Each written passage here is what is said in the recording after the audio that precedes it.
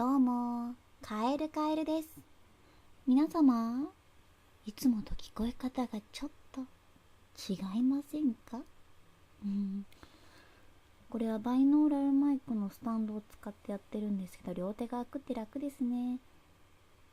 これを使って6月28日から29日にかけての夜中にカエルカエル誕生日の生配信を行いたいと思います。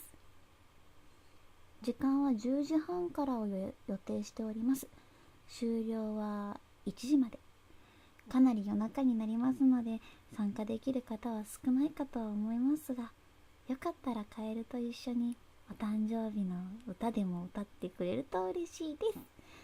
誕生日迎えてちょっと皆さんにお祝いしてもらうのが夢なんで、カエルのちっぽけな夢ですが、よかったら叶えてやってください。そんなお知らせの動画に新しく買ったこの